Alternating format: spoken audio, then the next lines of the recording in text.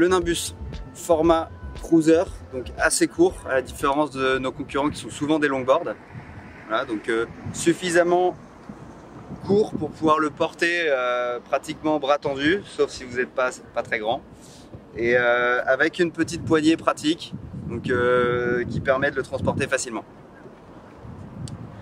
Donc ensuite, ça c'est des trucks de skate normales, à l'inverse des trucks en kingpin inversé qui sont plutôt utilisés sur des longboards. Donc c'est vraiment des trucks qui tournent et qui se comportent vraiment comme des trucks, comme des skates de street en fait. Les roues elles sont assez grandes, font 83 mm, la gomme est assez molle, c'est du 78A polyuréthane et en fait ça permet d'absorber les vibrations, que ce soit hyper confortable à rouler.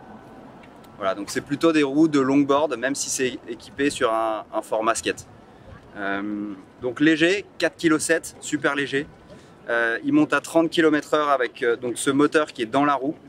Donc le moteur dans la roue, contrairement à certains concurrents qui ont un moteur avec une courroie, donc le moteur il est fixé là, et la courroie elle va entraîner la roue. Mais là le fait que le moteur il soit dans la roue, ça permet d'avoir une roue libre. Ça tourne même sans énergie. Et donc quand vous êtes en rate de batterie, bah, vous pourrez rouler comme un skate, ça roule très bien. Et en plus de ça, même quand tu utilises le moteur, quand tu arrives à vitesse de croisière, tu peux lâcher l'accélérateur et tu ne vas pas être freiné par le frein moteur. Donc tu vas garder une pure sensation de glisse dès que tu lâches l'accélération. Donc ici tu as la batterie, c'est une batterie avec des cellules lithium-ion, 90 Wh, donc c'est une batterie de 36 volts. Elle permet du coup de faire 10 km quand tu es en mode sport à fond et jusqu'à 15 km quand tu es en mode éco, pour économiser de l'énergie ou avoir une accélération un peu plus souple pour les débutants par exemple. La carte mère elle est ici, vous avez le bouton d'allumage qui est ici, autour ici c'est la lumière qui affiche quand c'est vert la batterie est pleine, quand c'est bleu c'est intermédiaire, quand c'est rouge c'est qu'il faut recharger. Quand ça clignote bleu ici, c'est que la télécommande elle est bien synchronisée avec le skate. Et quand c'est affiche bleu plein, c'est qu'elle attend d'être synchronisée. Donc je vais repasser sur la télécommande. Donc l'accélérateur c'est simple. Tu accélères en poussant le joystick en avant. Tu freines en le poussant vers l'arrière. Et quand tu es à l'arrêt et que tu freines, ça part en marche arrière. D'accord?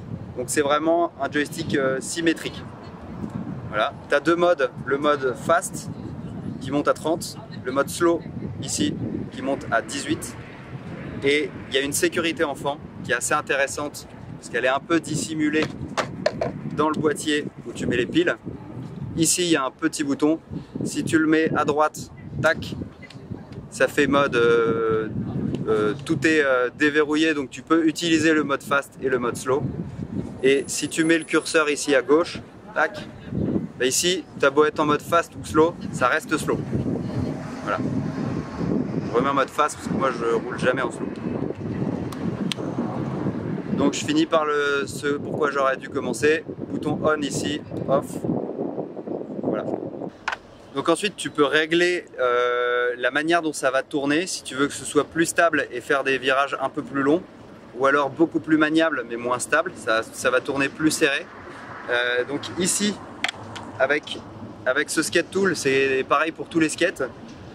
Si tu visses ce boulon là, ça va rendre donc le virage plus long, ça va être plus stable. Et si tu le dévisses, ça va être plus maniable, etc. Mais par contre, tu vas perdre en stabilité. Donc il faut être un peu plus à l'aise.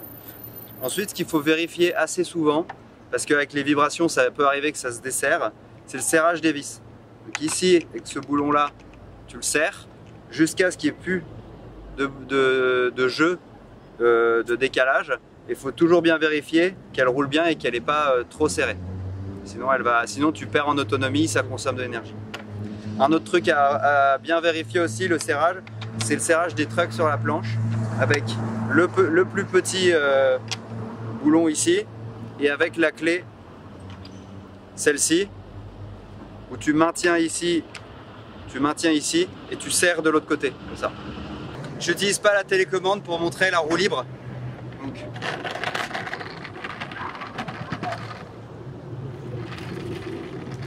ouais, il revient aussi.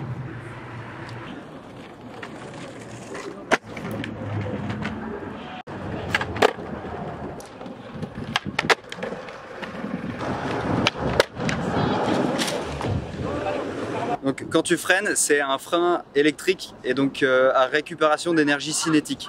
Ça veut dire que quand tu freines, ça recharge la batterie. Ce qui est génial parce que quand tu es en descente, que tu freines un petit peu ou tu récupères un petit peu d'énergie, ça te permet d'augmenter ton autonomie. Par contre, ça a une limite, et c'est le cas sur notre skate comme tous les autres skates électriques, c'est que si tu freines et que la batterie est déjà pleine, la batterie elle va se protéger et elle va arrêter de récupérer l'énergie.